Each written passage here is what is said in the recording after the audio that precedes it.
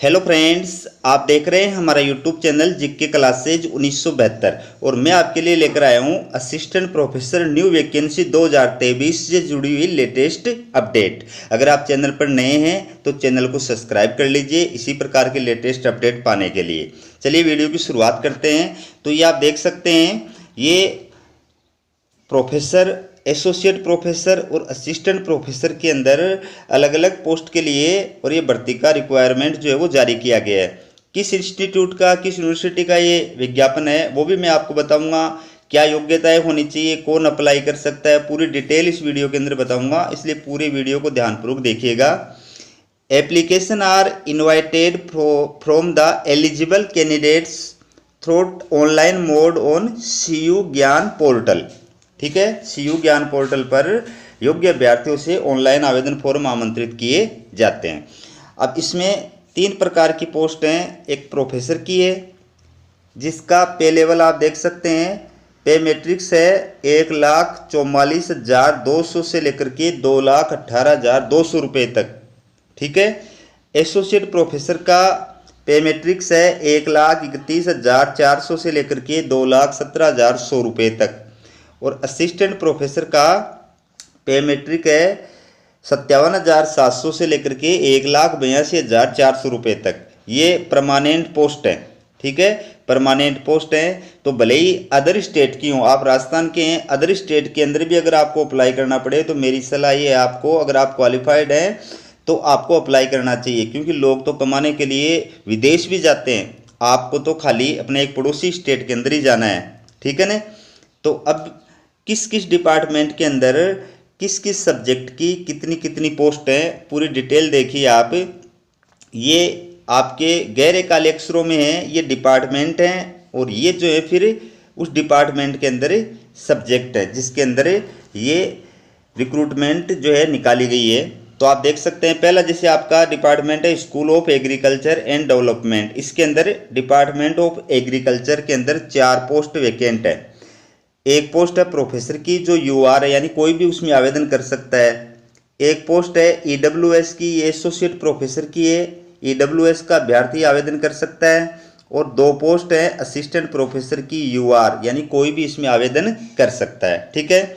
दूसरा जो है ये डिपार्टमेंट है आपका स्टैटिक्स। ठीक है, इसमें 3 पोस्ट हैं टोटल।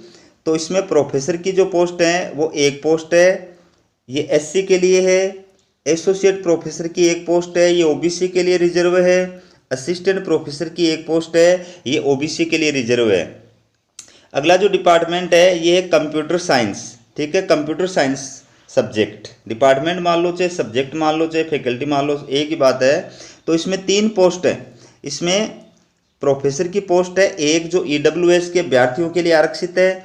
असिस्टेंट प्रोफेसर की 2 पोस्ट है जिसमें एक पोस्ट EWS के लिए आरक्षित है और एक पोस्ट जो है वो अनारक्षित है, UR यानी अनरिजर्व्ड। ठीक है।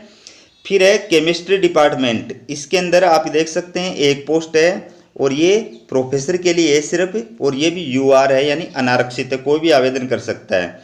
बायोटेक्नोलॉजी, बायोटेक्नोलॉजी जो सब्जेक्ट है इसके अंदर एक पोस्ट है, ये असिस्टेंट प्रोफेसर की है, SC के लिए आरक्षित है।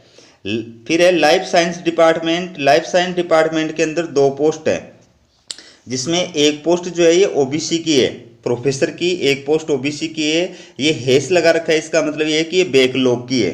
ठीक है। और एसोसिएट प्रोफेसर की एक पोस्ट है, ये भी बैकलॉग की, ST बैकलॉग की। फिर है जियोलॉजी, ये सब्जेक्ट है, इसके अंदर एक पोस्ट है।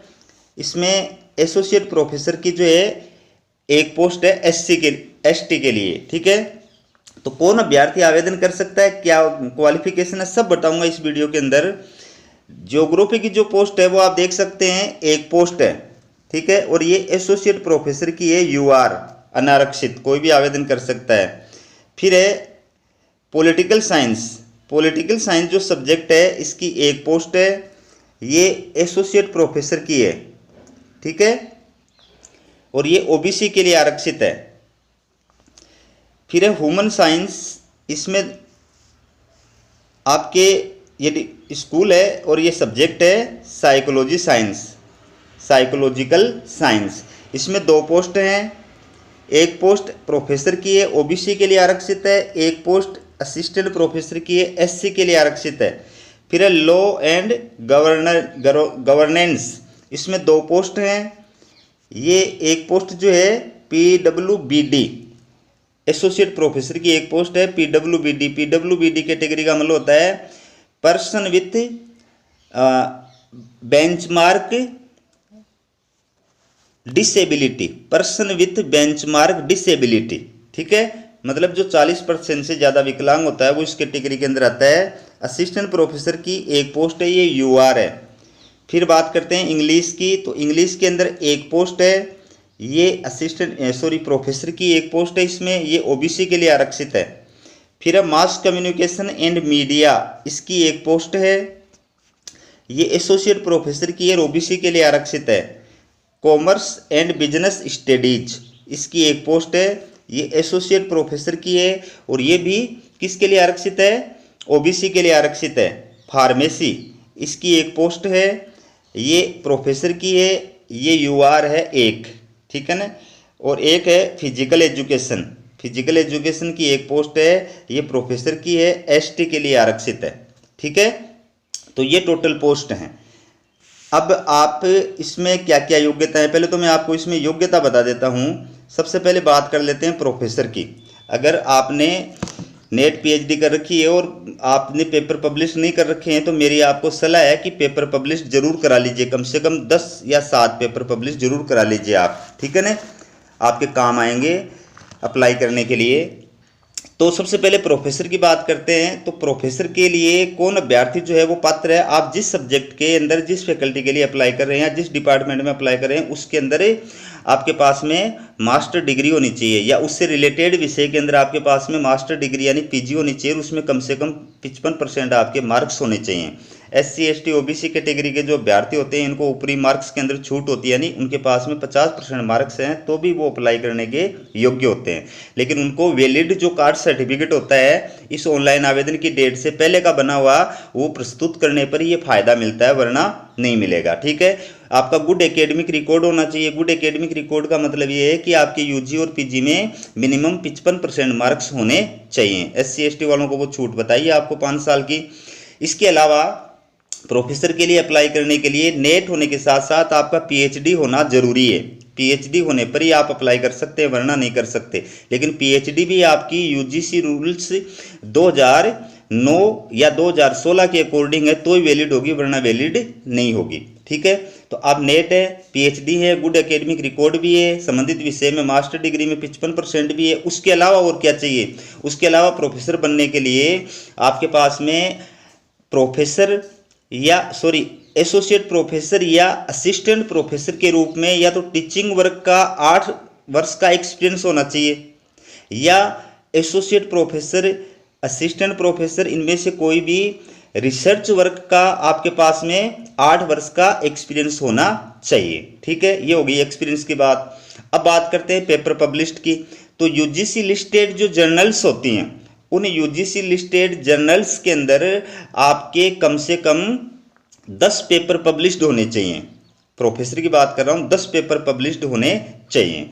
और लास्ट बात क्या है कि आपका टोटल रिसर्च जो स्कोर है, टोटल रिसर्च स्कोर आपका 120 मार्क्स होना चाहिए, ठीक है। यूजीसी रूल्स 2018 के अंदर प्रोफेसर के लिए टाइम वो क्या बोलते हैं, तालिका दी हुई है ये स्कोर कार्ड की। एसोसिएट प्रोफेसर की भी तालिका दी गई है, असिस्टेंट प्रोफेसर की भी तालिका दी गई है, जिसमें आपके एकेडमिक मार्क्स जुड़ते हैं, एक्सपीरियंस के मार्क्स जुड़ते हैं, पेपर पब्लिश्ड के मार्क्स जुड़ते हैं, ठीक है। आपकी नेट PhD वगैरह के मार्क्स जुड़ते हैं, आपके अवार्ड्स के मार्क्स जुड़ते हैं। इस प्रकार से टोटल आपका स्कोर कार्ड जो होता है वो 100 होता है, ठीक है। तो उसके आधार पर ये जो है बताया गया है। अगर अपन एसोसिएट प्रोफेसर की बात करें तो एसोसिएट प्रोफेसर के अंदर भी ये सब चीज़ें ही होनी चाहिए।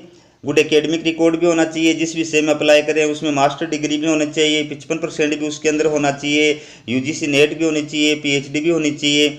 लेकिन उसमें एक्सपीरियंस जो है वो 8 साल का होना चाहिए। प्रोफेसर के लिए अगर मैंने 8 बता दिया हो तो वो गलती से बता दिया है। प्रोफेसर के लिए 10 वर्ष का एक्सपीरियंस होना चाहिए, ठीक है।